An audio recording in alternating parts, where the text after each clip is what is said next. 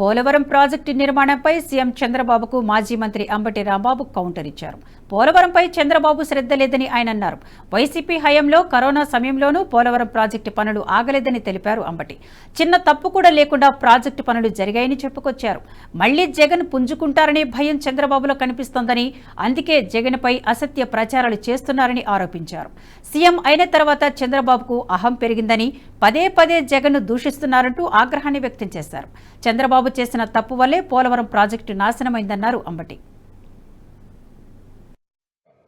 It is very very complicated project. అది Polavaram is చాలా సంక్లిష్టమైంది, అర్థం కాదు అంత తేలిగ్గా, నాకు కూడా అర్థం కాలేదు అనేటువంటి మాట. ఎస్, దానికి ఇప్పటికీ కట్టుబడి ఉన్నాను చంద్రబాబు నాయుడు గారు. అదేసి ఆనందపడుతున్నావు, నవ్వుతున్నావు, అందుకని కామెంట్ చేస్తున్నాను నేను. అదేసి నువ్వు నవ్వుతున్నావు, అది విజువల్ వేసి రాంబాబు గారికి అన్నాడని నవ్వి సూడి ఎగతాళి అయిపోయింది. ఎగతాళి కాదు, it is very very complicated project.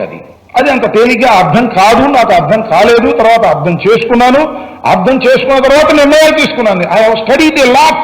2 సంవత్సరాల కాలంలో నాకు వచ్చినటువంటి అవకాశంలో చాలా స్టడీ చేసి ఒక నిర్ణయానికి వచ్చినటువంటి వ్యక్తిని అని చెప్పడం కోసం చెప్పినటువంటి మాటని మీరు వేసుకుని ఆనందపడేటువంటి కార్యక్రమం చేస్తున్నారు.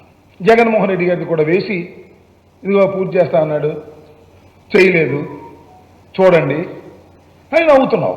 నీ పక్కన అంతా కూడా నీ తాబేదారులు, నీ సమ్మతీయులు అందరూ నీకు సంబంధించిన మీడియా వాళ్ళు పెట్టుకుని వాళ్ళతో క్వశ్చన్లు ఎంచుకుని నేను అడుగుతున్నానయ్యా, చంద్రబాబు నాయుడు గారు మీరు 5 సంవత్సరాలు ముఖ్యమంత్రిగా ఉన్నారు. గతంలో మీరేం చెప్పారు? అప్పుడు మర్చిపోయారా?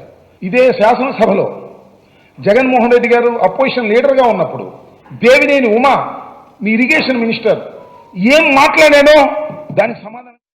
ఈ వీడియో మీకు నచ్చినట్టయితే లైక్ చేయండి, 10 మందికి షేర్ చేయండి. అలాగే కామెంట్ల రూపంలో మీ అభిప్రాయాలను మాతో పంచుకోండి. Nationalist hub group of channels ను సబ్స్క్రైబ్ చేసుకుని తెలుగునాట జాతీయవాద జర్నలిజాన్ని ప్రోత్సహించండి. ఈ వీడియో కింద ఉన్న బెల్ ఐకాన్ పై క్లిక్ చేయడం మర్చిపోవద్దు.